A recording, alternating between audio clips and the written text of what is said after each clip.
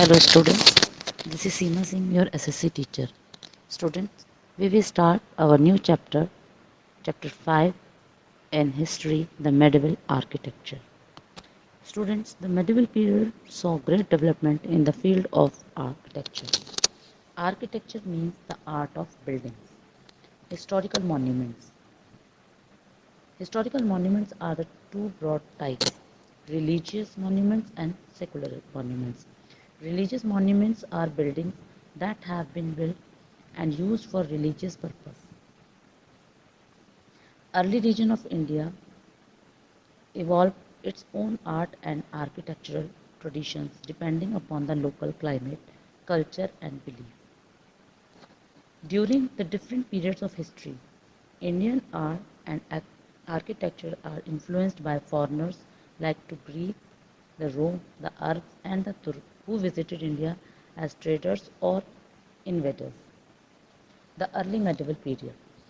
The temples and monuments of the later medieval period, 900 to 1300 AD, of Indian architecture are too numerous to be described here. Beside the old centers, new art centers were being patronized by the Palas, the Chalukyas and the Cholas, the Gangas and the Rajputas. Each centers developed its own style. North India. Most of temples constructed were dedicated to either Vishnu or Shiva. The style of temple architecture was known as Nagara. A good example of this style is the group of temples at Khajuraho in Madhya Pradesh. They were built by the Chandela rulers. The Parshavnath temple, the Vishwanath temple, etc. Temples were constructed in the Nagara style. Like temples in South India, these temples also become centers of social and cultural life. South India. The Palwas, the Pandyas and the Cholas were the main dynasties of the south. Palwas built the Rath temple and Shore temple at Mahabaleshpuram and Kailashnath temple of at Kachi. The Pandyas constructed temples in the capital city of Madurai. Students, the Cholas. The Cholas temples were built in the Dravidian style. The gateway of the temple was called Gopuram. The main Shini or the chief deity room was known as Garbhagriha. The images of god and goddess were kept here. These images were made of stone or bronze. On top of the main Shini was a tall structure called Shikhara. Another structure situated in front of main Shini was called the Mandapa. The Sultan period of the Indo-Islamic architecture.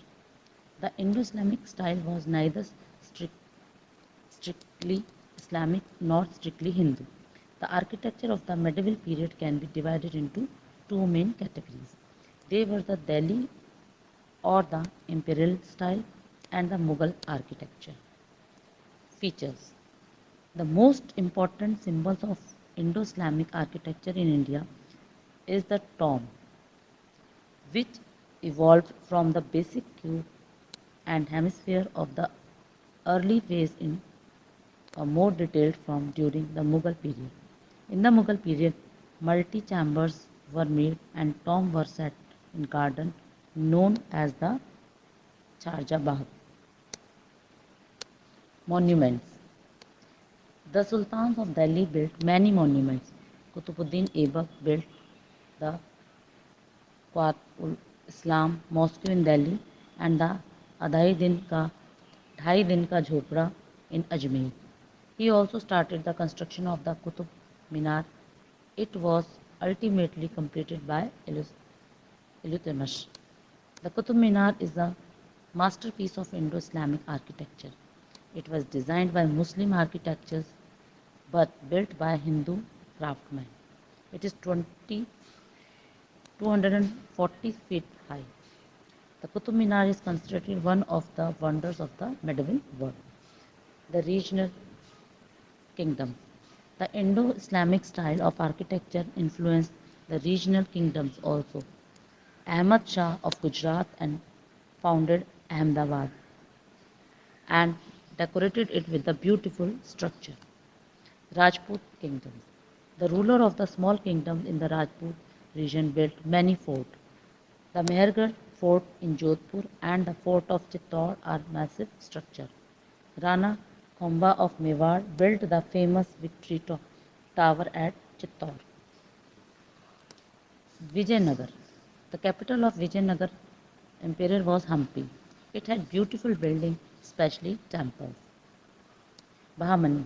The Bahmani sultans built numerous mosques, madrasa and libraries. Their most famous monuments are the Jama Masjid, the Mughal period. The period of the Mughals saw architecture at its peak in terms of both number and style. Number Babur. Babur introduced the concept of garden palaces in India. He built palaces at Agra, Sikri and Dholpur and laid out many gardens around the palaces. He also built a mosque at Panipat. Humayun. The architectural achievements of Humayun were limited. His tomb was built in Delhi by his widow Hamida Banu Begum.